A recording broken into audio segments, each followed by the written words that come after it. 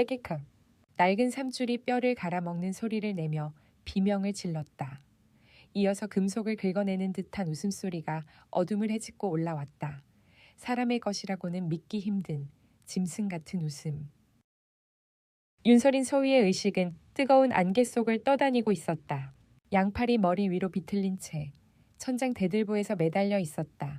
팔꿈치와 어깨 관절이 비명 지르는 소리가 뼛속에서 들리는 듯한 했다. 온몸의 무게가 손목 하나에 매달려 내려가는 느낌. 불에 달군 손꽃 수천 개가 동시에 척추를 타고 기어올라 신경 하나하나를 쑤셔 박는 것 같은 통증이 끊임없이 밀려왔다. 삼줄은 이미 살을 파고들어 손목 주변이 새빨갛게 부풀어 있었고 피와 땀이 뒤섞여 팔뚝을 타고 뚝뚝 떨어졌다. 발끝은 바닥을 아슬아슬하게 스치다가 어느 순간 완전히 허공으로 떠올랐다. 몸은 추처럼 힘없이 좌우로 흔들렸다. 자세 마음에 드네. 어둠 속에서 낮게 깔린 남자의 목소리가 들려왔다. 창고 천장에 매달린 누런 백열등 하나, 깜빡거리는 불빛이 곧 꺼질 것 같은 숨을 몰아쉬듯 침침하게 흔들린다. 그 아래 5개의 그림자가 동그랗게 서서 그녀를 내려다보고 있었다. 이 부대에서 가장 악명 높은 무리, 병사들 사이에서 진의 5인조라고 불리는 자들. 그들 가운데 가장 앞에 선 남자가 천천히 걸음을 옮겼다. 조기석 대위, 이 지옥의 설계자. 윤설인 소위 그의 군화가 바닥에 부딪힐 때마다 철판이 울리는 것처럼 묵직한 소리가 창고 안을 때렸다. 그는 설인 앞에 서서 고개를 약간 기울였다. 마치 괴상한 전시품을 감상하는 관객처럼. 생각보다 오래 버티네. 그의 입에서 역한 소주 냄새가 뿜어져 나왔다. 조기석은 거칠게 손을 뻗어 설인의 머리채를 움켜쥐고 고개를 억지로 들어 올렸다. 네가 뭔데? 그의 눈빛이 일그러졌다. 감히 전 사단 연병장 한가운데서 날 바보로 만들어. 입꼬리가 실룩였다. 군화, 계급장, 훈장 전부가 그의 열등감과 함께 일그러지는 듯했다. 신참 소위가 그저 그런 여자 하나가 도대체 어디서 그런 자신감이 나와. 설인의 시야는 흐릿했다. 비늘처럼 부서진 빛 조각들 사이로 조기석의 얼굴이 일그러져 보였다. 하지만 눈빛만큼은 흐려지지 않았다. 조기석은 그 눈빛이 거슬리는 듯 코로 숨을 내쉬며 낄낄 웃었다. 좋아. 그가 손을 털 듯 머리채를 놓아버렸다. 매달린 몸이 다시 한번 크게 흔들렸다. 어깨 관절이 빠져나갈 듯한 통증이 몰려왔다. 조기석이 뒤쪽을 돌아보며 턱짓했다. 최상사. 그 이름이 불리자 구석에 기대 서 있던 떡 벌어진 어깨의 남자가 슬금슬금 다가왔다. 최도은 상사, 진의 5인조 중에서도 가장 악질이라고 소문난 포식자. 그의 손에는 이미 손때가 잔뜩 베어 윤이 난 나무 몽둥이가 들려 있었다. 준비는 다 됐습니다, 대위님. 그럼 시작해볼까? 조기석이 담담하게 말했다. 마치 오늘 저녁 메뉴를 고르는 것처럼 가벼운 어조였다. 아직 목숨줄은 끊지 말고 오늘 밤은 길어. 최도우는 몽둥이를 쥔 손을 한번 휘둘러 보며 감각을 익히더니 아무렇지도 않은 얼굴로 설인의 바로 앞에 섰다. 그 순간 몸이 자동으로 긴장했다. 하지만 밧줄에 묶인 팔은 꿈쩍도 하지 않았다. 여장부 씨, 준비됐습니까? 비웃음 섞인 말이 귀를 때렸다. 대답할 기력조차 없었다. 퓨. 둔탁한 소리가 창고 안공기를 찢어 놓았다. 몽둥이가 그녀의 아랫배를 정통으로 후려갈겼다. 숨이 한순간에 턱 막혔다. 위장이 뒤틀리며 역한 구역질이 목구멍까지 치솟았다. 눈앞이 하얗게 번져갔다가 곧장 까만 어둠으로 가라앉았다. 비명 대신 깊은 신음이 새어나왔다. 입술 사이로 피 섞인 침이 실처럼 흘러나왔다. 소리 안 지르네. 뒤쪽에서 박진우 중위의 능글맞은 목소리가 들려왔다. 생각보다 강한데요, 대위님. 그래서 더 문제지. 조기석이 길게 담배 연기를 내뿜었다. 어디까지 버티나 끝까지 보자고. 설이는 숨을 가쁘게 몰아쉬며 머릿속으로 숫자를 세기 시작했다. 1, 2, 3. 고통의 파도는 규칙 없이 밀려왔다. 하지만 그 안에서도 그녀는 작은 틈을 찾으려 했다. 지금 비명 지르면 저놈들이 웃겠지. 그 생각 하나로 이를 악물었다. 절대 저놈들 앞에서 무너지지 마. 입안에서 피맛이 났다. 밧줄에 쓸린 손목의 통증 속에서 그녀는 간신히 엄지손가락을 조금 움직여 보았다. 마치 낡은 탱크를 억지로 끌어당기는 것처럼 단 1mm를 움직이는데도 엄청난 힘이 필요했다. 손목뼈가 비명을 질렀다. 그러나 그녀는 멈추지 않았다. 목 언저리에서 느껴지는 차갑고 매끄러운 금속의 감촉. 목걸이, 어머니의 유품이자 아버지가 마지막으로 걸어준 약속의 증표. 그리고 위기 상황에서만 누르라고 했던 비상장치. 아직은 아니야. 심장 깊은 곳에서 한 목소리가 속삭였다. 아직은 내 힘으로 버틸 수 있어. 하지만 또 다른 목소리도 있었다. 지금이 아니면 정말로 죽는다. 손가락은 조금씩, 아주 조금씩 펜던트를 향해 움직이고 있었다. 그 순간 다시 몽둥이가 날아들었다. 비역, 이번에는 갈비뼈 쪽이었다. 숨이 완전히 끊어졌고 사지가 공중에서 툭툭 흔들렸다. 눈동자가 이리저리 흔들리며 초점을 잃었다. 크, 좋네. 얼굴 표정 바뀌는 거 봐라. 누군가 키득거렸다. 서리는 정신이 아득해지는 와중에도 필사적으로 생각을 붙잡았다. 지금 아니면 기회가 또 올까. 아버지가 말했지. 마지막 순간이 오면 절대 망설이지 말라고. 하지만 마지막이라는 단어는 생각보다 더 무거웠다. 자존심, 군인으로서의 자부심, 스스로의 길을 스스로 개척하겠다는 고집. 그 모든 것이 한 번의 눌림으로 무너지는 것 같았다. 마치 스스로 패배를 인정하는 것처럼 느껴졌다. 아직 내 힘으로 싸울 수 있어. 그녀는 입술을 깨물며 고개를 아주 조금 떨궜다. 목에 닿는 차가운 금속이 심장 쪽으로 스며드는 듯했다. 눈앞이 다시 흐려졌다. 이상하게도 고통이 극에 달할수록 현실의 감각에서 점점 멀어졌다.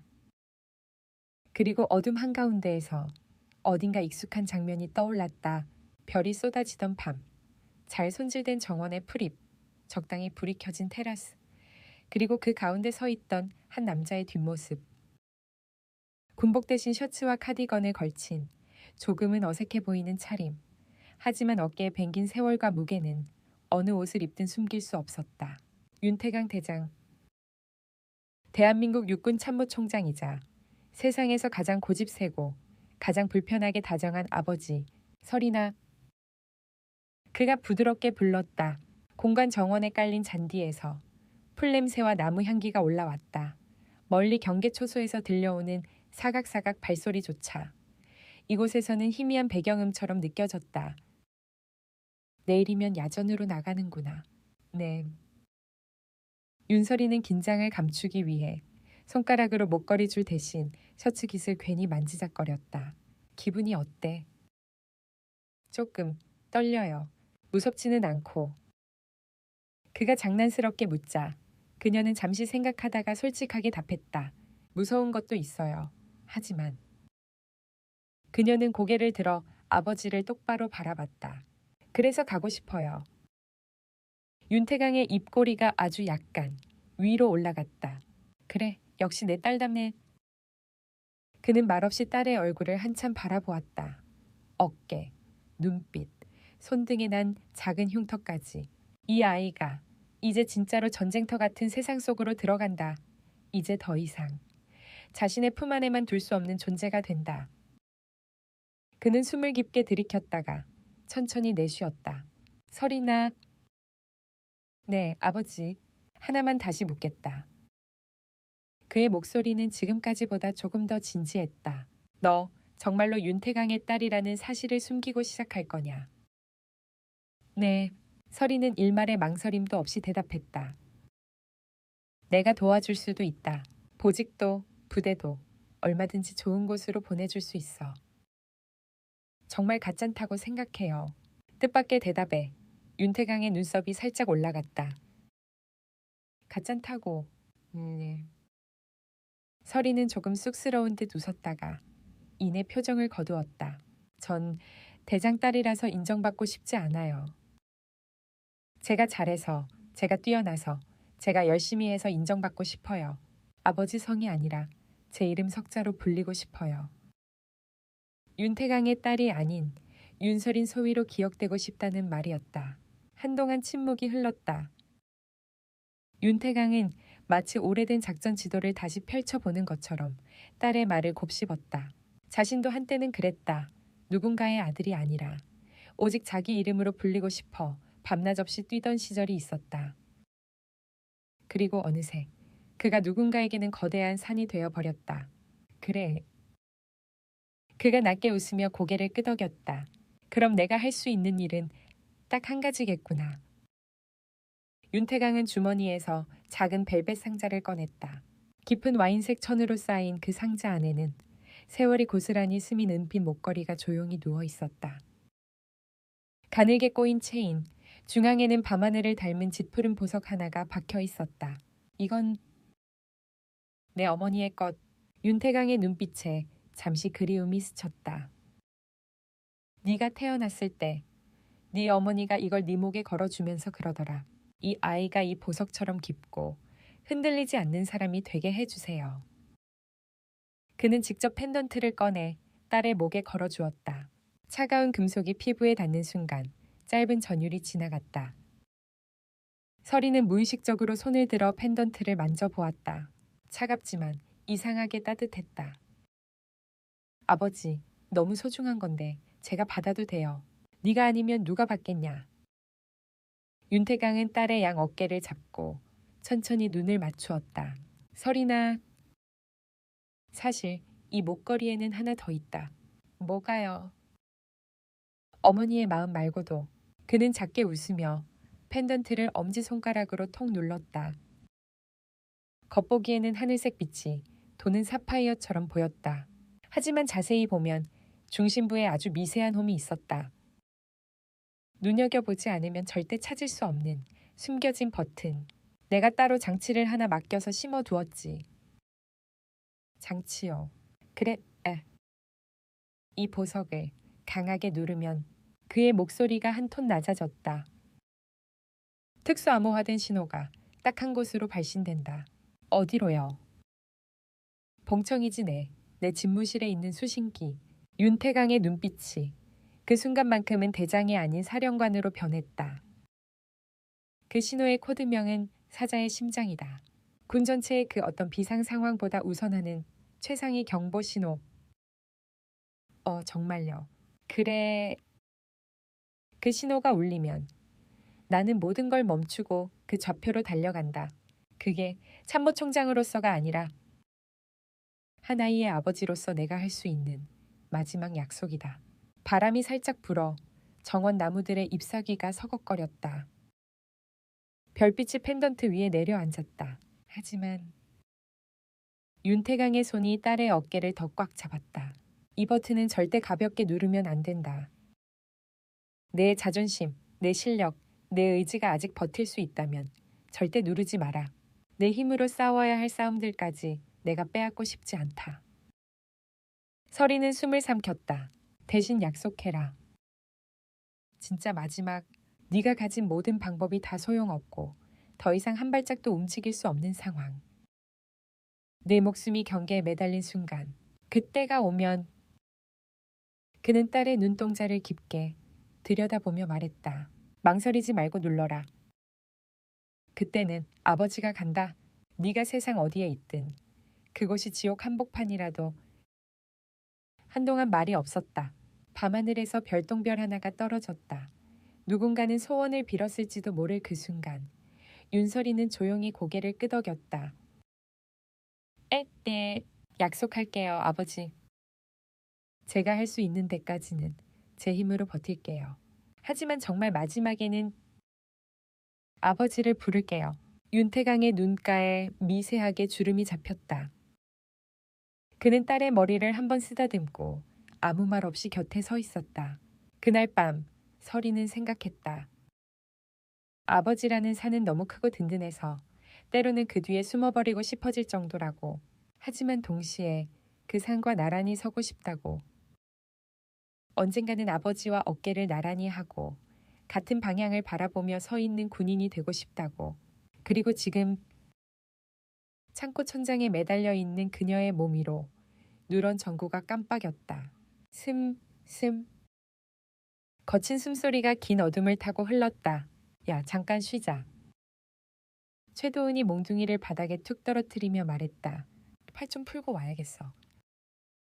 벌써 지친 거냐 박진우가 비웃었다. 아직 많이 남았는데.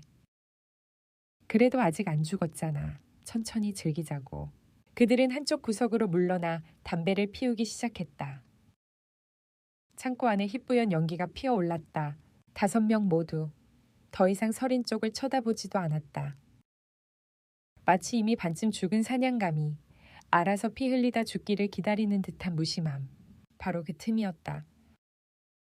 윤설이는 숨을 깊게, 아주 깊게 들이켰다. 갈비뼈가 쑤셔왔지만 참고 또 참았다. 몸의 모든 감각이 비명을 지르고 있었다. 어깨 관절은 이미 한계치를 넘어선 지 오래였다. 손목은 피범벅이 되어 어디까지가 살이고 어디부터가 밧줄인지 구분도 되지 않았다. 그럼에도 불구하고 그녀는 마지막으로 한 부분에만 집중했다. 오른손 엄지손가락. 다른 건 전부 버렸다. 터진 입술의 아픔도, 허벅지를 때린 타박상의 욱신거림도, 허리를 타고 올라오는 통증도, 오직 엄지손가락 끝. 움직여. 마음속으로 명령했다. 제발 단 한 번만 움직여줘. 첫 번째 시도. 손가락은 꿈쩍도 하지 않았다. 감각조차 느껴지지 않았다. 두 번째 시도. 손가락 끝이 아주 미세하게 떨렸다. 그 떨림이 지금까지 어떤 훈련에서 느꼈던 성취감보다 더 크게 느껴졌다. 세 번째 시도. 서리는 온몸에 힘을 끌어모아 엄지손가락 끝을 목 쪽으로 조금씩, 아주 조금씩 끌어당겼다. 1mm 또 1mm. 시간이 늘어졌다. 정오 불빛이 느리게 깜빡이는 것처럼 보였다. 진의 5인조의 웃음소리가 멀리서 메아리 치는 소리처럼 들렸다. 펜던트의 차가운 금속이 피부에 닿아 있었다. 조금만 더 가면 중앙의 보석에 닿을 수 있을 것 같았다. 아버지. 머릿속에 정원에서 미소 짓던 아버지의 얼굴이 떠올랐다. 지금 이게 그 마지막 길까? 정말 더는 내 힘으로 못 버티는 순간일까? 한순간 자존심이 목을 잡고 늘어졌다. 조금만 더 버텨볼까? 곧바로 또 다른 생각이 들이닥쳤다. 그러다 진짜로 여기서 끝나면 그러면 아버지도 아무것도 못하잖아.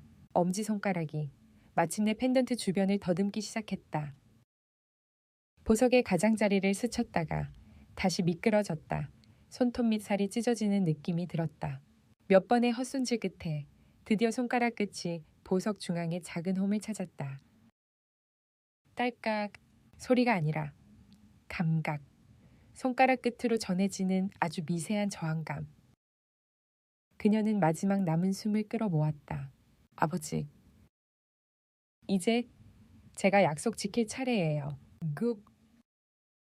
엄지손가락에 남아있던 힘이 모두 사라질 정도로 그녀는 그 작은 보석을 눌렀다. 창고 안에서는 아무 일도 일어나지 않았다. 낡은 정우는 그대로 깜빡이고 있었고 진의 5인조는 여전히 구석에서 담배를 피우며 키득거리고 있었다. 하지만 그들이 알지 못하는 사이 펜던트 속 눈에 보이지 않을 만큼 작은 회로가 깨어났다. 비상 전력이 공급되고 암호화 모듈이 작동하기 시작했다. 그리고 1초도 되지 않는 시간 동안 군용 위성을 경유해 단 하나의 코드가 담긴 긴급 신호가 발신되었다. 신호 코드명 사자의 심장. 아텐. 윤설인의 시야에 별빛이 한번 반짝였다가 꺼졌다. 마지막으로 떠오른 것은 정원에서 그녀의 목에 이 목걸이를 걸어주던 아버지의 손, 그리고 굳게 다물린 입술 뒤에 숨겨진 미안함과 사랑이었다. 아버지, 의식이 끊어지기 직전 그녀는 거의 무의식적으로 중얼거렸다. 저 여기 있어요. 그렇게 침묵의 포효가 하늘로 날아올랐다. 윤설인의 의식은 얼음처럼 차갑고 깊은 물속에 가라앉아 있었다. 하지만 그 어둠의 가장 밑바닥에서 아주 작은 빛 하나가 깜빡이며 사라지지 않고 있었다. 그 빛은 아버지가 목에 걸어준 펜던트의 푸른빛과 똑같았다. 그리고 어둠이 열리듯 몇 달 전 정원의 풍경이 조용히 떠올랐다. 정원의 밤 공기는 적막했다. 바람은 잔잔했고 가로등 아래의 나무 그림자는 길게 드리워져 있었다. 윤태강 대장은 딸 앞에 차 한 잔을 내려놓으며 오래 숨겨온 이야기를 꺼냈다. 설이나 네, 아버지. 넌 참으로 너희 어머니와 닮았다. 설이는 그 말에 조용히 눈을 들어 아버지를 바라보았다. 윤태강은 잠시 멀리 보이며 말을 이어갔다. 마치 그 앞에 세상을 떠난 아내가 서 있는 것처럼. 내 어머니는 누구보다 강해 보였지만 속은 여린 사람이었다. 두려움을 숨기는 것도 못했지. 그래도 위험한 사람을 가장 먼저 끌어안으려 했고 절망 속에서도 웃으려 했던 사람이었다.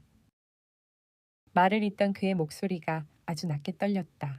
그런데 그런 사람을 나는 지켜주지 못했지. 전쟁터에서는 수십만 대군을 이끌던 장군이었지만 지금 그는 죄책감에 짓눌린 남편이었다. 네가 태어났을 때도 나는 전방에 있었고 네 어머니가 위독할 때도 나는 작전 회의 중이었다. 그걸 아직도 용서하지 못한다. 설인의 가슴이 묵직하게 내려앉았다. 아버지, 그건? 아니, 윤태강은 손을 들어 딸의 말을 부드럽게 막았다. 그래서 내게 늘 빚을 지고 살아왔다. 네가 원하는 길을 가고 싶은데 내가 맡고 있는 것 같기도 했고 너에게 기대게 될까봐 두렵기도 했다. 그는 조심스럽게 벨벳 상자를 열어 보석이 박힌 은빛 펜던트를 꺼냈다. 설인의 어머니가 남긴 유품이었다. 이건 너희 어머니의 심장 같은 것이다. 목걸이를 조심히 걸어주며 그는 말했다. 그리고 여기에 아주 특별한 장치를 넣었다. 설인의 눈이 흔들렸다. 장치요. 누구도 알 수 없고 어떤 기계도 탐지할 수 없는 신호장치다. 평소엔 아무 기능도 없지만 펜던트의 작은 보석을 강하게 누르면 윤태강의 눈빛이 군인으로 돌아가며 날카롭게 변했다. 정운에서 가장 우선되는 비상신호가 발신된다. 설이는 숨을 삼켰다. 혹시 그게 어디로 가는 신호인가요? 딱 한 곳 윤태강의 목소리가 낮아졌다. 내 책상 위에 놓인 그 수신기로 간다. 딸의 목숨이 위험하다는 뜻을 가진 대통령의 직접 명령과 동급의 신호. 그 무게가 설인의 어깨를 짓눌렀다. 하지만 함부로 쓰면 안 된다. 윤태강은 진지하게 말했다. 네가 아직 싸울 힘이 남아있을 때는 절대 누르지 마라. 그것은 내 용기, 내 길, 네 자존심을 꺾는 일이 될 테니까. 그는 딸의 손을 잡고 한 글자씩 눌러 말했다. 하지만 정말로 마지막 순간이 오면 내 힘으로는 살아남을 길이 없다고 느껴지는 그 순간이 오면 망설이지 말고 눌러라. 밤하늘의 별빛이 그의 눈에 가라앉았다. 아버지가 간다. 네가 어디에 있든 그곳이 지옥 한복판이라도 나는 간다. 설인의 눈가가 붉어졌다. 그녀는 알았다. 이것은 단순한 장치가 아니라 아버지가 딸에게 건네는 마지막 구원의 약속이었다. 그날 밤 설인은 한 가지 결심을 했다. 나는 아버지 뒤에 숨지 않을 것이다. 언젠가 아버지보다 더 강한 군인이 될 것이다. 하지만 지금 그녀의 몸이 매달린 창고에서는 그 결심이 무너질 만큼 잔혹한 현실이 벌어지고 있었다. 철문이 잠겨 있고 5명의 포식자가 그녀를 둘러싸 있었다. 그들의 숨소리, 담배 냄새, 피 비린내가 뒤섞여 공기가 무겁게 가라앉았다. 아직 안 죽은 거 보니 꽤 버티네. 박진우 중위가 비웃었다. 사관학교 수석이라더니 역시 다르다니까. 근데 얼마나 버틸까. 입만 살아서는 최도훈 상사가 킬킬거렸다. 조기석 대위는 담배를 피우며 즐기는 듯한 표정을 지었다. 그는 설인을 내려다보며 조용히 말했다. 아직 제대로 시작도 안 했어. 그들은 잠시 휴식을 취하듯 그녀에게서 눈을 돌렸다. 그 순간은 지옥 속에서 유일하게 열린 틈이었다. 설인은 숨을 들이켰다. 폐속이 타들어갔지만 그녀는 상관없었다. 오직 한 가지에 집중했다. 오른손 엄지. 밧줄에 쓸려 살점이 벗겨졌고 손목에서는 피가 뚝뚝 떨어졌다. 어깨는 이미 탈골 직전처럼 고통을 쏟아냈다. 그럼에도 그녀는 신경을 끌어모아 한 점으로 몰아넣었다. 움직여, 제발 움직여. 첫 번째 시도, 꿈쩍도 하지 않았다. 두 번째 시도, 손가락 끝이 떨렸다. 아주 약하게. 세 번째 시도, 이는 바스라질 듯 부서졌고 눈앞이 하얗게 흔들렸지만 손가락은 움직였다. 정말 조금.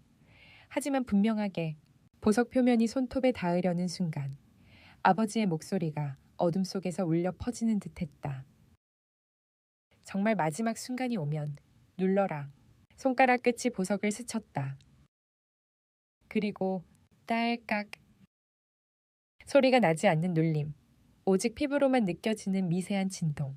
바로 그 순간 펜던트 내부의 초미세 회로가 깨어났다. 극초단파가 전송되며 암호 신호는 순식간에 하늘로 치솟았다. 군사위성을 지나 단 하나의 수신기로 떨어졌다. 암호명 사자의 심장. 의미짓게 가족 생명 위협군 전체 최상위 비상. 아무도 눈치채지 못한 상태에서 세상은 이미 뒤집히고 있었다. 그리고 폭풍은 곧 도착한다. 군본부 회의실은 밤늦은 시각임에도 밝았다. 벽면 전체를 차지한 스크린에는 복잡한 작전 지도가 떠 있었고 참모장들과 장군들은 조용한 목소리로 논쟁을 이어가고 있었다. 그러나 회의실을 가득 메운 군인들의 침착한 태도와 달리 바깥의 겨울바람은 유난히 세게 불어 유리창을 두들기고 있었다. 그 바람은 마치 곧 닥칠 재앙을 예고하는 전령처럼 들렸다. 윤태강 대장은 상석에 앉아 자료를 넘기고 있었으나 집중하지 못했다. 그날따라 그의 마음은 계속 어디론가 흔들려 있었고 이유 없는 불길한 기운이 가슴 한가운데에서 미세하게 울리고 있었다. 그때였다. 태그. 책상 옆에 놓인 검은색 단말기에서 작은 불빛이 번쩍였다. 그 빛은 색도 크기도 작았지만 회의실 전체를 찢어발기는 천둥보다 더 위협적이었다. 다음 순간 빼비. 짧은 경보음이 회의실의 혼란을 뚫고 울렸다. 소리는 크지 않았다. 한 사람만을 향해 울리는 경고처럼 조용했지만 그것이 가진 무게는 회의실의 공기를 완전히 얼어붙게 만들었다. 윤태강 대장의 손이 멈췄다. 단말기의 중앙에는 단 하나의 문양이 붉은 빛으로 전멸하고 있었다. 사자의 심장. 그 문양이 깜박이는 순간 그의 눈에서는 모든 혈색이 사라졌다. 심장이 식어가는 듯한 공포와 동시에 심장을 찢고 나오는 분노가 동시에 그 얼굴에 드러났다. 설마. 숨조차 내쉬지 못한 상태로 그는 단말기를 움켜쥐었다. 그리고 화면에 뜬 단 한 줄의 정보가 그의 영혼을 송두리째 뒤흔들었다. 발신지 맹호여단 후방 창고, 발신자 식별 코드, S경윌, 직계 보호 대상. 윤설인 딸이었다. 회의실에 있던 모든 인원들이 무슨 일인지 파악하지 못한 채 그를 바라보았다. 그러나 윤태강의 눈빛은 이미 인간의 것을 넘어선 무엇으로 변해 있었다. 터질 듯한 폭풍이 눈동자 안에서 소용돌이쳤다. 의자를 밀어젖히며 그는 자리에서 벌떡 일어났다. 육중한 의자는 뒤로 넘어가 바닥을 긁었다. 참모장 중 한 명이 조심스럽게 물었다. 대장님, 무슨 일? 전원 퇴실. 그 한마디는 절대적이었다. 그의 목소리는 낮았지만 그 안에 깃든 분노는 살아있는 지옥 자체였다. 장군들은 그가 내뿜는 기류에 눌린 듯 순식간에 자리를 치웠다. 문이 닫히자마자 윤태강은 보안 직통 전화기를 거칠게 붙잡았다. 707 여단장, 수화기 너머에서 긴장한 목소리가 들렸다. 충성 대장님 지시를. 사자의 심장 프로토콜 발동한다. 수화기 너머에서 한숨인지 전율인지 모를 소리가 섞여 나왔다. 단 한 번도 실행된 적 없는 비밀 중의 비밀 작전, 군 전체에서 가장 치명적인 비상 발령, 전여단 즉시 출동, 목표 좌표는 지금 전송한다. 그는 숨을 몰아쉬며 말을 이었다. 20분 안에 도착시켜라. 명령이 아니다 기한이다. 목소리에는 아버지의 절규와 군인의 명령이 동시에 담겨 있었다. 그리고 그는 전투복 상의를 집어들며 마지막 한마디를 던졌다. 나 선두의 아파치 조종석은 내가 타겠다.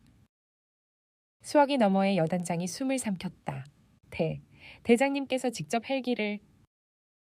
말씀 다시 하지 않겠다. 전화가 끊겼다. 윤태강은 자신의 계급장을 내려다 보았다. 4개의 별이 새카만 방 안에서 희미하게 빛났다. 딸아, 기다려라. 그는 문을 열고 집무실 밖으로 걸어 나갔다. 그의 걸음이 지나갈 때마다 부관들과 장교들은 길을 비켜섰다. 그들 모두는 윤태강의 얼굴에 떠오른 죽음을 예고하는 침묵을 보고 목이 말라붙은 듯했다. 그 시각 707 특수임무여단의 경보음이 기지를 뒤흔들었다. 울부짖는 사이렌은 잠든 병사들을 깨웠고 불빛이 기지를 붉게 물들였다. 대원들은 침대에서 튀어올라 무장을 갖추며 뛰었다. 전체대원 초긴급 출동 등급 암호 S1 전원 전투 장비로 대기. 사자의 심장 진짜 발동했나. 누군가가 떨리는 목소리로 말했다. 그러나 누구도 자세한 설명을 요구하지 않았다. 그들에게는 누가 부른 신호인가 보다 누가 빠르게 도착하느냐가 더 중요했다. 바람을 가르며 블랙호크와 아파치 헬기들이 준비됐다. 거대한 프로펠러가 굉음을 뿜어내며 회전하기 시작했다. 연료 냄새, 엔진 열기, 바람을 찢는 소리, 그 모든 것이 현실감을 무너뜨릴 만큼 거칠고 생생했다. 707 여단장은 비장한 얼굴로 윤태강을 맞았다. 대장님 탑승 준비 끝났습니다. 윤태강은 고개를 끄덕이며 아파치 앞에 섰다. 날개를 펼친 맹수처럼 서 있는 아파치는 서늘한 야간등 아래에서 차갑게 빛났다. 문 열어라. 그는 조종석에 올라탔다. 전방 유리창 너머에서 도시 불빛이 스치고 지나갔다. 윤태강의 눈에 비친 것은 단 하나였다. 내 딸. 아파치 로터가 돌기 시작했다. 회전하는 바람이 지면을 쓸어간 뒤 육중한 기체가 밤하늘로 떠올랐다. 바로 그 뒤로 10수대의 블랙호크와 특수작전용 헬기들이 줄지어 하늘로 비상했다. 그 장면은 마치 하늘이 갈라지며 검은 군단이 쏟아져 나오는 것 같았다. 도시의 야경 위로 수십 개의 불빛이 움직이며 맹호여단을 향해 집결했다. 그들은 경고하지 않았다. 보고하지 않았다. 허락을 구하지 않았다. 이 출격은 규정이나 절차의 문제가 아니다. 아버지의 분노였다. 그리고 군의 심장부가 떨고 일어나는 사자의 포효였다. 윤태강은 조종사에게 말했다. 고도 낮추고 속도 올려라. 최대치까지. 조종사가 놀라 되물었다. 대장님, 그 속도면. 상관없다. 그의 눈동자는 감정이라 부를 수 없는 무언가가 넘실거렸다. 증오도, 분노도, 고통도 아닌 사냥감에게 달려드는 황금빛 맹수의 눈이었다. 맹호여단 근처의 하늘은 그 시각 매우 조용했다. 기지 주변의 병사들은 피곤한 몸을 이끌고 교대 시간을 기다리고 있었다. 누구도 머리 위로 다가오는 지옥의 문을 눈치채지 못했다. 하지만 바람은 이미 변해 있었다. 먼 곳에서 진동이 느껴졌다. 먼저 땅이 떨렸고 이어서 공기가 울렸다. 그리고 뜨드드드드드드 하늘이 무너지는 듯한 굉음이 정적을 찢었다. 경계병이 놀라 하늘을 올려다봤다. 저게 뭐야? 그의 눈앞에 펼쳐진 것은 수십 대의 아파치와 블랙호크로 이루어진 검은 철의 물결이었다. 그러나 그 사나운 물결의 맨 앞, 가장 어둡고 가장 빠르게 돌진하는 기체는 단 하나였다. 아파치 016인 윤태강. 그의 목소리가 조종실 안을 울렸다. 창고 주변에 빛 하나라도 남기지 마라. 그곳은 지금부터 내가 집행하는 전장이다. 창고 안에서 조기석과 그 무리들은 아직 아무것도 몰랐다. 서리는 의식이 거의 흐려져 갔다. 그녀의 몸은 고통에 잠식되어 있었고 숨소리는 희미했다. 하지만 그녀의 심장은 아직 미약하게 뛰고 있었다. 그리고 그 심장에 뛰는 소리를 향해 폭풍이 날아오고 있었다. 맹호여단 상공은 밤이었다. 그러나 그 밤은 더 이상 고요하지 않았다. 먼저 땅이 진동했다. 이어 공기가 흔들렸다. 그리고 마침내 하늘이 찢어지듯 압도적인 굉음이 부대를 뒤덮었다. 초소의 경계병이 손전등을 떨어뜨리며 하늘을 올려다봤다. 그의 눈은 커질 대로 커져 있었다.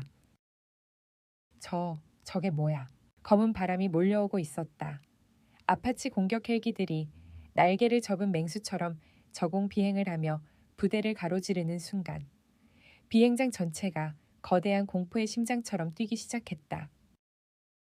선두에선 아파치 01호기는 다른 기체와는 속도가 달랐다.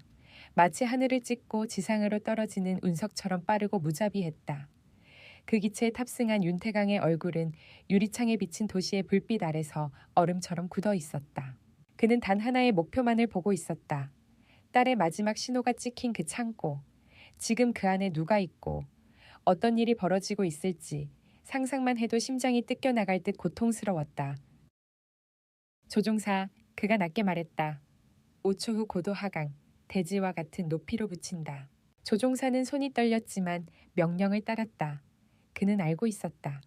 지금 이 기체 안에 있는 사람은 군인이 아니라 딸을 위해 정운을 통째로 불태울 수 있는 아버지라는 것을. 아파치의 기체가 땅 가까이 내려오자 주변의 나무와 건물 지붕이 강풍에 흔들리며 먼지가 폭발하듯 날렸다. 블랙호크 편대도 지휘를 따라 일제히 하강했다. 거대한 그림자들이 부대를 덮으며 완전한 포위망을 구축했다. 그리고 곧 지옥의 문이 열릴 순간이 다가오고 있었다. 후방 창고 주변은 평소와 다름없이 어둠에 잠겨 있었다.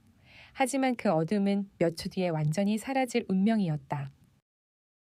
조기석은 담배를 끄며 투덜거렸다. 시끄럽네. 훈련이라도 하나. 밤에 이런 시간에 최도훈이 찡그렸다. 설마 점검 비행하나. 그때였다. 지붕이 흔들렸다. 진동이 창고 내부까지 울려 퍼졌다. 뭐야, 지진. 박진우가 말을 끝내기도 전에 상공으로부터 거대한 음파가 내려꽂혔다. 두두두두두두두. 진동이 바닥을 밀어 올렸고 창고 벽이 육중한 파도처럼 흔들렸다. 전구가 깜빡이며 휘청였다. 야, 이거 뭐야? 그러나 말을 이어갈 시간은 없었다. 창고의 모든 방향에서 동시에 섬광이 터졌다. 구에엥. 폭발과 함께 문이 바깥을 향해 뒤집히며 날아갔다. 그 충격에 창고 내부는 눈부신 백색의 빛으로 가득 찼다. 다음은 연막탄. 새하얀 연기가 들이닥치며 시야 전체를 집어삼켰다. 숨조차 잘 쉬어지지 않았다. 그리고 그 영희 속으로 무언가가 들어왔다. 아니, 누군가. 그림자들이었다. 어둠보다 더 검고 섬광보다 더 빠르고 살아있는 검은 칼날처럼 움직이는 사람들. 그들은 707 특수임무여단이었다. 조기석은 비명을 지를 겨를조차 없었다. 순간 그의 시야가 뒤집혔다. 복면을 쓴 요원이 순식간에 몸을 제압한 것이다. 그의 얼굴이 바닥에 처박혔다. 우와. 최도훈은 도망치려 했지만 허리를 꺾이는 비명을 내지르며 제압당했다. 박진우는 반격을 시도했으나 팔이 비틀려 비명도 나오지 않는 괴성을 내뱉었다. 707 대원들의 움직임은 인간적이지 않았다. 총도 사용하지 않고 오로지 손과 발, 그리고 전술 동작만으로 모든 목표를 10초도 되지 않아 바닥에 쓰러뜨렸다. 창고 내부는 순식간에 조용해졌다. 대원 한 명이 무전으로 외쳤다. 목표 제압 완료. 내부 이상 없음. 피해자 확보한다. 그 말이 떨어지자마자 2명의 대원이 어둠 속 대들보 쪽으로 뛰었다. 거기에는 피로 물들어 축 늘어진 윤설인이 매달려 있었다. 그들은 그녀를 조심스럽게 붙잡고 밧줄을 끊었다. 설인의 몸이 그들의 팔 위로 부드럽게 내려왔다. 팔과 다리가 힘없이 흔들리며 떨어졌고 피에 젖은 군복이 몸에 달라붙었다. 대원들은 설인의 상태를 즉시 확인했다. 맥박 약함, 호흡 미약, 손목과 어깨 관절 손상, 심각 다발성 타박상, 출혈량 많다. 즉시 후송 준비. 그 순간 창고 바깥에서 거대한 그림자가 파고들었다. 바람이 일었다. 그리고 문틈으로 들어온 그 거대한 실루엣은 707 대원들조차 자세를 고쳐 세우게 만들 만큼의 위압감을 풍겼다. 그는 윤태강이었다. 대원 한 명이 거의 반사적으로 경례를 붙였다. 총장님, 내부 안전 확보했습니다. 그러나 윤태강은 대원의 보고에 반응하지 않았다. 그의 시선은 오직 단 한 곳, 대원들에게 둘러싸인 설인에게 박혀 있었다. 그는 천천히 걸어 다가갔다. 한 걸음. 한 걸음이 창고 바닥 전체를 흔드는 것처럼 느껴졌다.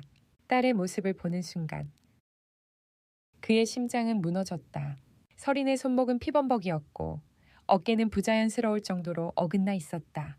얼굴에는 멍과 상처가 겹겹이 쌓여 있었으며 입술은 찢겨 피가 말라붙어 있었다. 그는 잠시 숨조차 쉬지 못했다. 707 대원들은 눈치를 채고 조용히 물러났다. 그 공간은 오직 아버지와 딸만의 공간이 되었다. 윤태강은 무릎을 꿇었다. 그의 손이 떨렸다. 전장에서 수천 명의 생명을 명령 하나로 움직이던 사령관의 손이 딸의 얼굴을 만지려는 순간 부서질 듯 떨렸다. 그는 떨리는 손끝으로 딸의 뺨을 스쳤다. 설이나. 그의 목소리는 거의 들리지 않을 만큼 낮았다. 아버지가 왔다.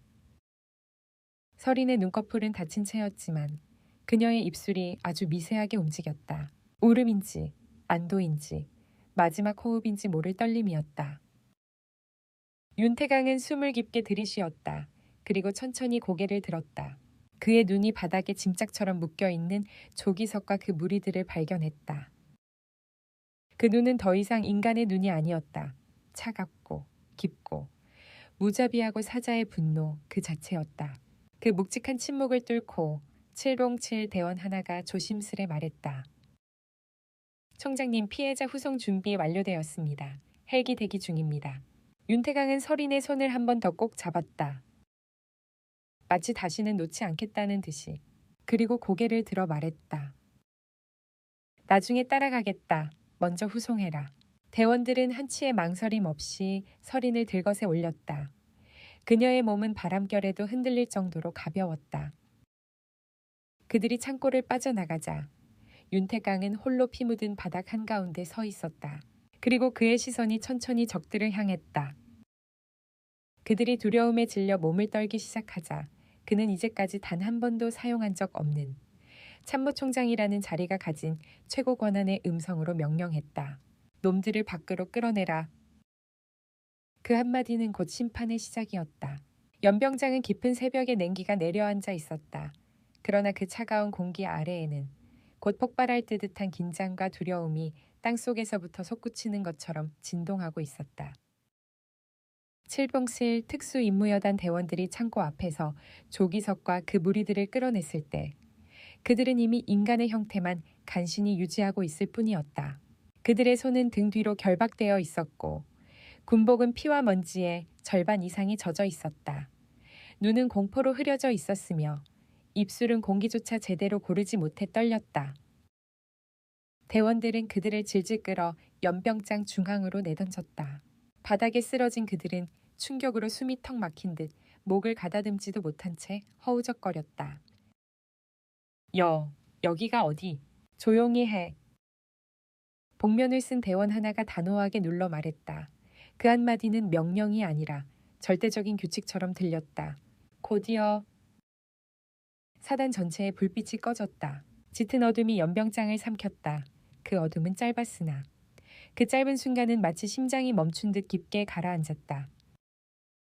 그리고 다음 순간 수십 대의 서치라이트가 일제히 켜졌다. 빛은 태양처럼 강렬했고 연병장의 중앙을 집중적으로 비춰 조기석과 그의 무리를 완전히 드러냈다. 그들 뒤의 그림자는 마치 바닥에 박힌 죄의 흔적처럼 길게 늘어져 있었다. 불빛이 더해지자 주변에는 이미 수백 명의 병사들이 무릎을 꿇린 상태로 둘러서 있었다. 그들 모두는 잠옷이나 반쯤 입은 전투복 상태였다. 너무 갑작스러워 제대로 복장조차 갖출 시간이 없었던 것이다. 그러나 누구도 불평하거나 떠들지 않았다. 하늘에서 떨어지는 서치라이트 아래 그들은 지금 이 부대에서 벌어지는 일이 단순한 사고가 아니라 부대 전체의 운명을 뒤집을 만큼 거대한 사건임을 직감하고 있었다. 대원 하나가 조기석의 머리를 억지로 들어 올렸다. 똑바로 보고 있어.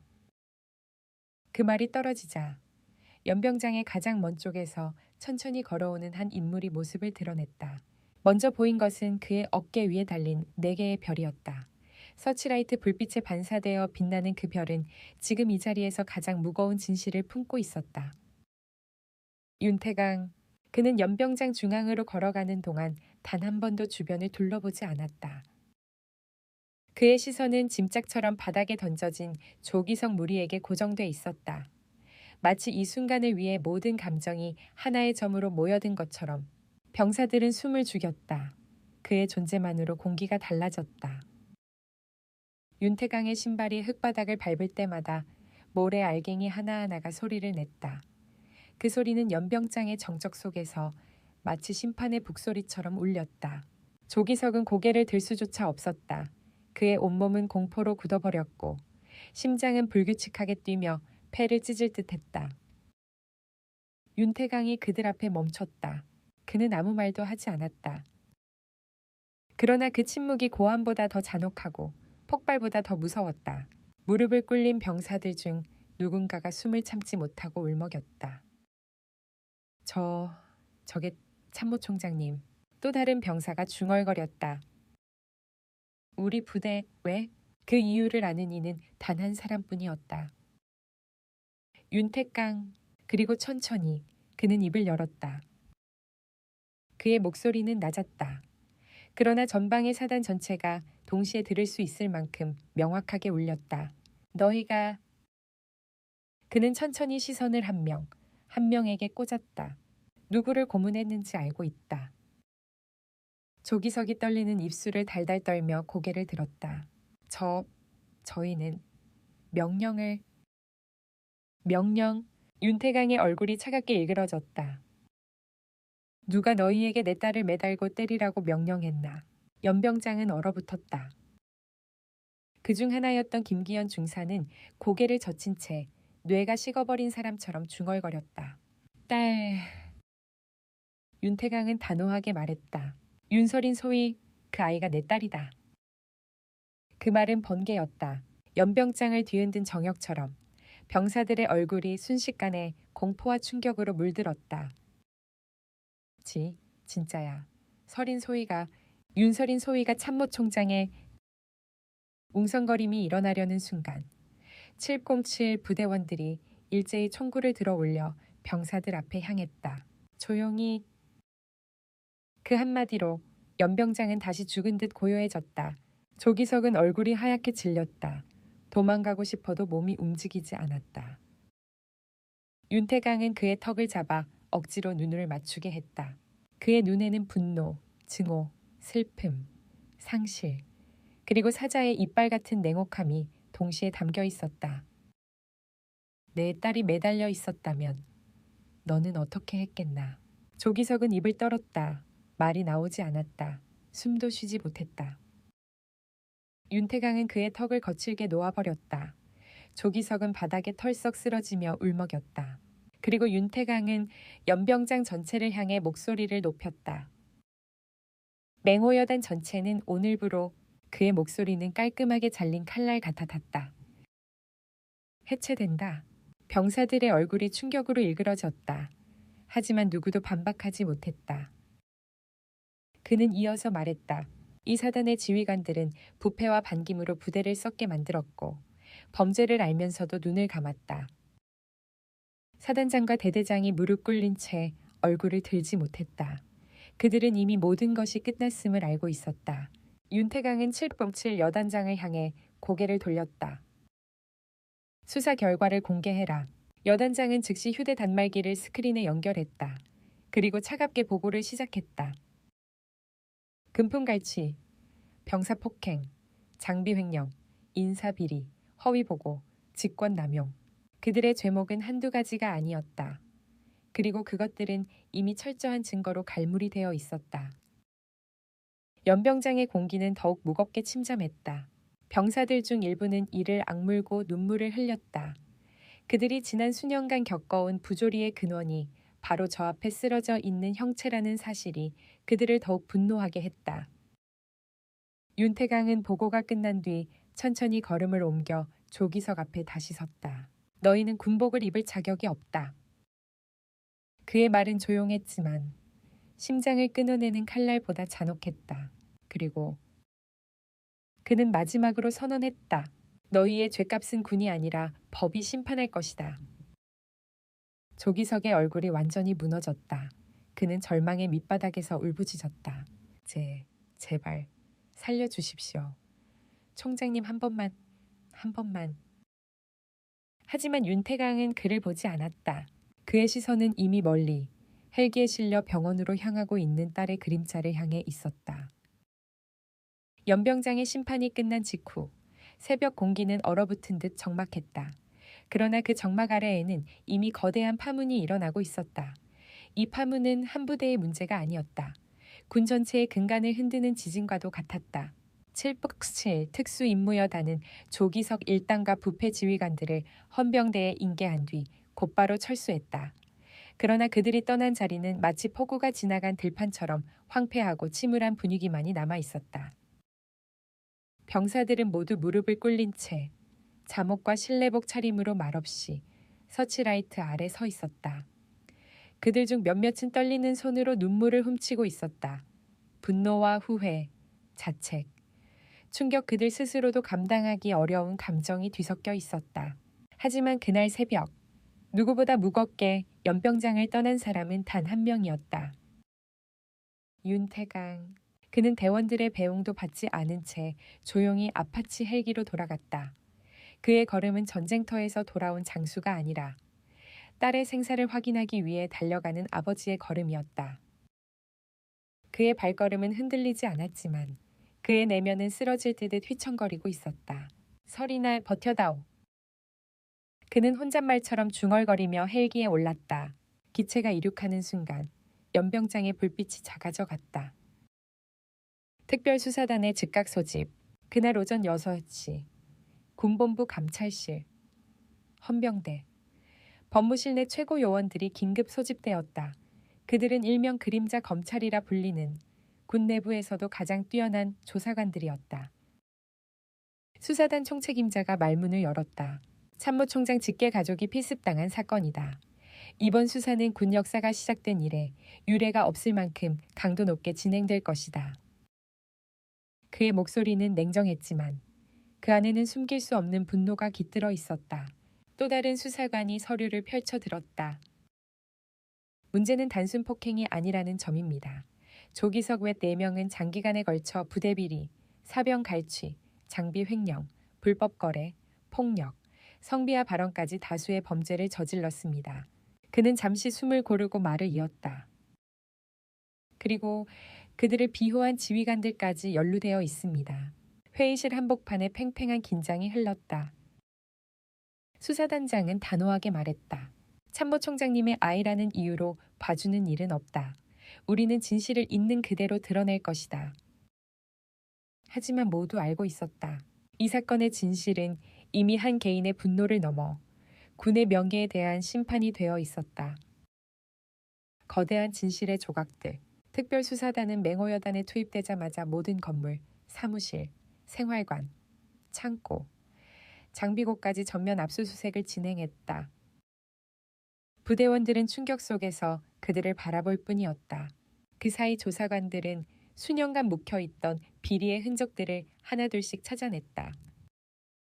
조기석의 개인 사무실 금고에서 발견된 수백만 원 상당의 현금 병사들 계좌에서 송금된 내역 군수 매입 장부와 실제 재고의 차이, 특정 부사관을 진급에서 제외하라는 지휘부의 음성 파일 사병, 괴롭힘의 증거 영상, 불법 거래 장부. 그 모든 것이 부대 내부에서 썩어 문드러가고 있던 구조적 문제를 그대로 드러냈다. 여기 이 부대, 얼마나 오래 이렇게 돌아간 겁니까? 조사관 한 명이 숨을 내쉬었다. 다른 수사관이 냉정하게 말했다. 너무 오래였죠. 그리고 그 너무 오래된 시간 동안 수많은 피해자가 있었던 것이다. 피해 병사들의 증언. 수사단은 병사들을 개별 면담했다. 처음엔 모두 입을 다물었다. 사람은 오랫동안 억압받으면 마침내 말할 수 있는 기회가 와도 무서워 침묵하게 된다. 그러나 첫 증언이 나오자 마치 무너진 둑처럼 많은 병사들이 입을 열기 시작했다. 조기석 대위는 우리 분대장을 매일 때렸습니다. 병사들 월급에서 돈을 걷었어요. 안 내면 보직 바꾼다고 협박했고요. 신형 장비는 자기들만 챙기고 우리는 낡은 장비만. 여군 중사님을 공개적으로 모욕했어요. 여자는 쓸모없다고. 어떤 병사는 울면서 말했다. 그런데 서린 소위만 유일하게 저 사람들에게 굴복하지 않았어요. 우리가 다 지켜봤어요. 면담실의 공기가 무거워졌다. 그러나 수사단장은 말했다. 그 장교를 우리가 지키지 못했다는 뜻이기도 하다. 이번에는 절대 그 누구도 외면당하게 두지 않는다. 언론의 폭발적 반응, 사건 발생 이틀 뒤 기밀 유지가 불가능할 정도로 소문이 번지기 시작했다. 참모총장 딸 필습, 육군모 여단에서 고문 사건, 지휘관 비리 수십 건 드러나 신문사, 방송사, 인터넷 기사들이 폭풍처럼 쏟아졌다. 국회는 긴급 국방위원회를 열었고 국민들의 여론은 들끓었다. 그러나 가장 놀라운 점은 윤태강 대장이 단 한마디의 변명도 하지 않았다는 것이다. 그는 오직 말했다. 피해자는 나의 딸이지만 이번 사건은 특정 개인의 문제가 아니다. 군 전체를 바로잡는 계기가 되어야 한다. 그의 발언은 전 군인들에게 깊은 울림을 남겼다. 군사재판의 시작. 2달 뒤 고등군사법원 대법정. 법정은 가득 찬 군인들과 기자들로 무겁게 끓어오르고 있었다. 조기석, 최도훈, 박진우. 2명의 중사는 모두 죄수복을 입고 피고인석에 앉아 있었다. 얼굴에는 그 어떤 오만함도 남아있지 않았다. 오직 후회와 두려움만이 자리하고 있었다. 재판장이 말문을 열었다. 피고인들은 군인의 본분을 망각하고 동료 병사를 고문하고 지위를 오용하고 비리를 일삼아 부대를 사유화하였으며 그의 눈빛이 피고인들을 향했다. 특히 윤서린 소위에 대한 잔혹한 범행은 그 죄질이 극도로 악랄하다. 검찰 측은 준비한 영상을 재생했다. 그 영상에는 창고에서 서린이 구타당하고 매달려 있는 모습, 조기석 일당이 조롱하며 폭력을 행사하는 장면, 그리고 칠복 과칠 대원이 침투하는 순간까지 고스란히 담겨 있었다. 법정 곳곳에서 울음과 분노가 뒤섞인 비명이 새어나왔다. 재판장은 조용히 선고문을 펼쳤다. 노트 페이지가 스치는 소리조차 긴장감으로 들렸다. 피고인 조기석에게 법정 최고형을 선고한다. 그 말이 떨어지자 조기석의 시야는 무너져 내렸다. 그는 숨을 들이쉬지 못한 채 고개를 떨궜다.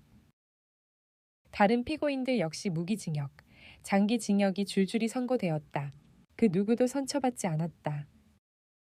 지휘부의 몰락, 부대를 방관하고 비호한 사단장, 대대장에게도 중형이 선고되었다. 그들의 훈장, 연금, 직위는 모두 박탈되었다. 그 장면을 지켜보는 병사들의 눈빛은 복잡했다. 두려움, 허탈함, 그리고 조금의 안도감. 그들은 드디어 누군가가 이 부정한 체제를 끊어냈음을 알고 있었다. 무너진 곳에 시작되는 새벽, 얼마 뒤 맹호여단은 공식적으로 해체되었고 새로운 이름과 새로운 지휘체계로 재편되었다. 피해 병사들은 전문 치료와 상담을 받았고 원하는 부대로 재배치되었다. 그리고 그 중심에는 한 사람의 용기가 있었다. 윤설인, 그녀는 지금도 병원 침대에 누워 있었지만 그녀의 가슴에는 더 이상 두려움이 아닌 굳건한 결의가 서서히 피어오르고 있었다.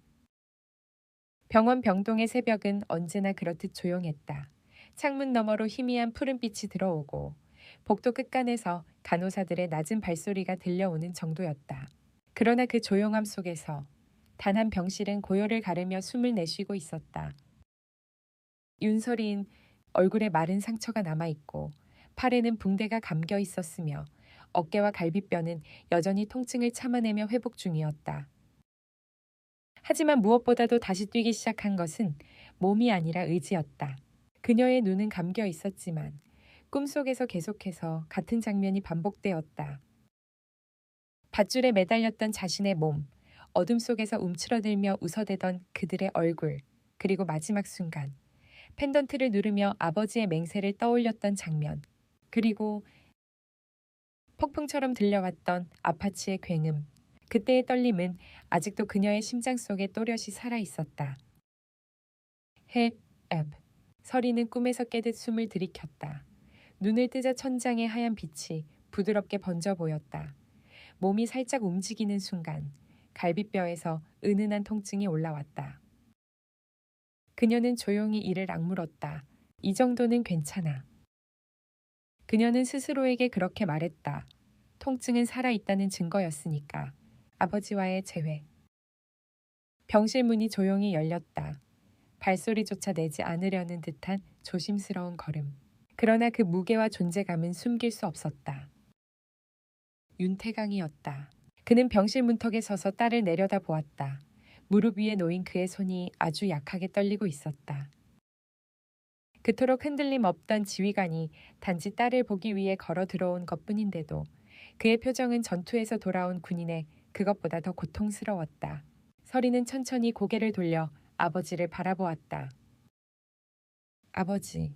그녀의 목소리는 약했지만 그 안에는 생존의 힘이 느껴졌다. 윤태강은 한순간 말문을 잃었다. 입술이 떨렸고 눈가가 붉어졌다. 그는 평생 단 한 번도 부하 앞에서 약한 모습을 보인 적이 없었다. 그러나 지금 그는 군인이 아니라 아버지였다. 그는 다가와 침대 옆 의자에 앉았다. 그리고 조심스럽게 손을 뻗어 그녀의 손등을 감쌌다. 설이나.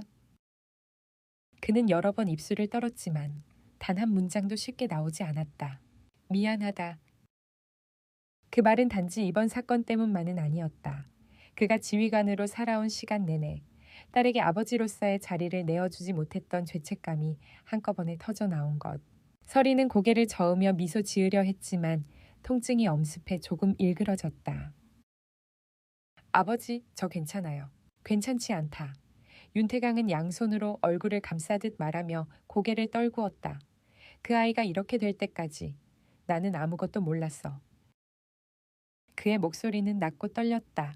널 위험하게 한 건 나다.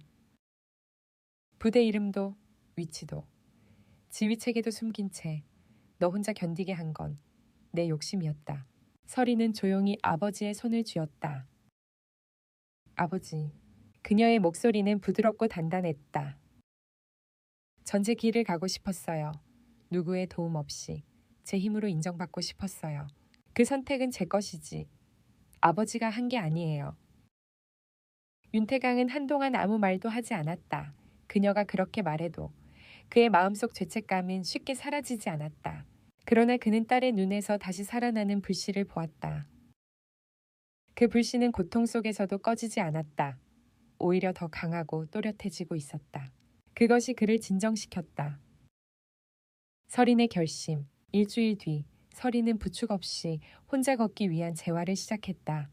어깨는 여전히 완벽하지 않았고 팔을 들 때마다 통증이 올랐다. 그러나 그녀는 한 번도 포기하려 하지 않았다. 하루는 재활치료 중 담당 군의관이 물었다. 이 정도 상태면 전속부대 복귀는 시간이 꽤 걸릴 겁니다. 혹시 전역을 고려해 본 적은 없습니까? 그 질문에 설이는 웃었다. 전역이요. 그녀는 천천히 고개를 저었다. 아니요, 저 더 강해질 겁니다. 군의관은 놀란 얼굴로 그녀를 바라봤다. 왜 그렇게까지? 설이는 창밖을 바라보았다. 새벽 햇살이 병원 유리창에 반사되어 밝게 번지고 있었다. 그녀는 그 빛을 보며 조용히 말했다. 저 같은 사람이 더 필요하니까요. 어떤 상황에서도 부패에 타협하지 않는 사람. 부대에서 혼자라도 병사들에게 해가 되지 않도록 막아줄 사람. 그녀는 손으로 펜던트를 잡았다. 목걸이는 여전히 따뜻한 온기를 전해주고 있었다. 그리고 제가 더 강해지면 이번에 있었던 일 같은 건 다시는 일어나지 않게 할 수 있을 거예요. 군의관은 말없이 고개를 끄덕였다. 그녀의 결심은 흔들림이 없었다. 그러나 이 모든 건 그녀가 진짜 마음속 결심을 꺼내기 위한 시작에 불과했다. 707 여단장의 방문. 하루는 재활치료를 마치고 병실로 돌아간 설인 앞에 낯선 군인이 서 있었다. 짙은 눈빛, 늠름한 자세, 절도 있는 걸음. 707 특수임무여단장이었다. 그는 가볍게 경례했다. 윤소위, 몸은 좀 어떻습니까? 설이는 놀라 경례를 받았다. 아직은 조금, 하지만 많이 회복했습니다.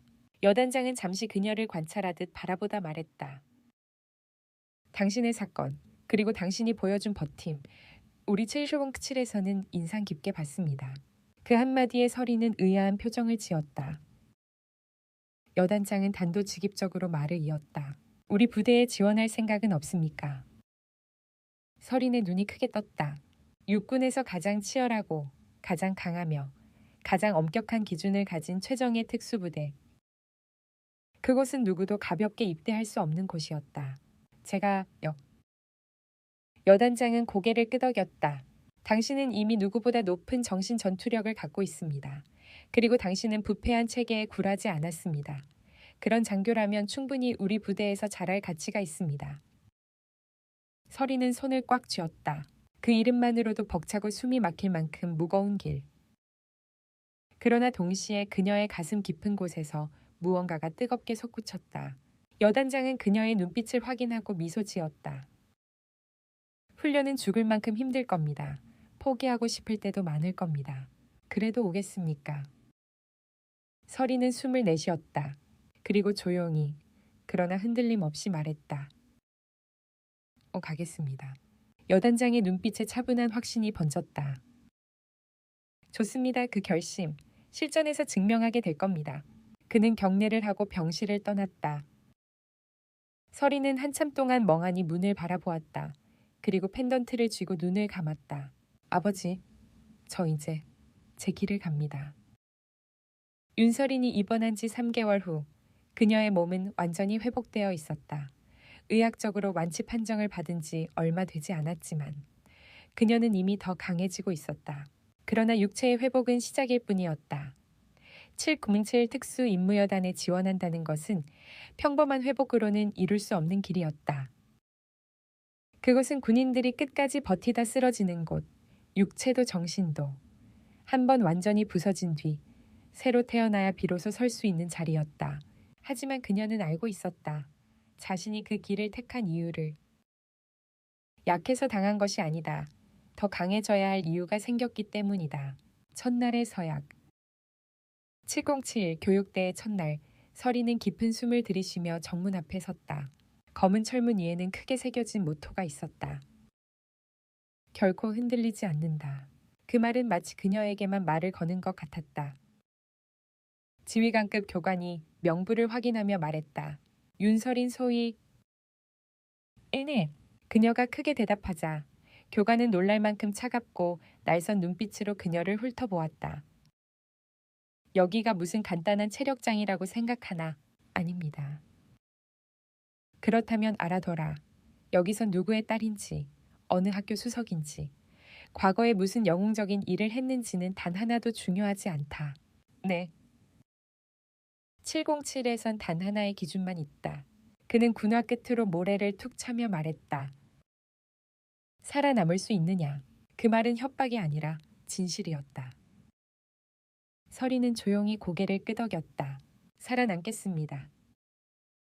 교관은 말없이 고개를 끄덕였다. 그러나 그의 눈엔 아주 미세하게 번지는 기대감이 있었다. 지옥의 문을 통과하다. 707의 훈련은 말 그대로 지옥이었다. 외줄 구간에서 떨어지면 바로 재도전. 심야산악 행군은 20kg 장비를 메고 눈발 속을 걸어야 했다. 사격 훈련은 바람과 어둠 속에서 한치의 흔들림도 허락되지 않았다. 얼어붙은 강물에 뛰어들어 위장수를 익혀야 했고 비상탈출 훈련에서는 밤새도록 포복만 반복했다. 첫 몇 주 동안 지원자 40여 명 중 15명이 탈락했다. 서린도 수없이 쓰러졌다. 어디가 다친 건지도 모르게 병이 났고 근육이 찢어지는 듯한 고통을 매일 견뎌야 했다. 하지만 그럴 때마다 그녀는 마음속에서 한 장면을 끄집어냈다. 밧줄에 매달렸던 자신, 흐릿한 의식 속에서 버튼을 눌렀던 순간, 그리고 아파치 편대를 이끌고 날아오던 아버지의 모습. 그 장면은 그녀에게 두려움이 아니라 힘을 주었다. 나는 다시는 그렇게 당하지 않을 것이다. 이제부터 내가 누군가를 지켜줄 것이다. 그 결심이 그녀의 다리를 다시 일으켜 세웠다. 마지막 평가, 선멸전. 7007 지원 과정의 마지막 관문. 지원자들은 폐허로 설정된 가상의 마을에서 정역할을 맡은 대원들과 실전과 동일한 선멸전 훈련을 치러야 했다. 목표는 단순했다. 끝까지 살아남아 목표 지점을 점령할 것. 하지만 그 과정은 단순하지 않았다. 훈련 시작과 동시에 연막이 터지고 폭음탄이 쏟아졌다. 왼쪽적 수류탄. 사격 자세 유지해. 지원자들은 패닉에 빠졌지만 서리는 숨을 고르고 움직였다. 그녀의 눈은 이미 전보다 훨씬 깊고 차분했다. 두려움을 제어하라. 상황을 먼저 읽어라. 그녀는 폐허 건물 뒤에 몸을 숨기며 지원자들의 흐름을 빠르게 분석했다.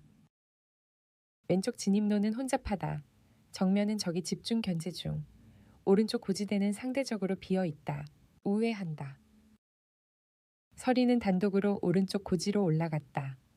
적 역할을 맡은 대원 셋이 숨어 있었지만 그녀는 지형을 이용해 사각에서 접근하여 정확하게 목표 제거를 성공시켰다.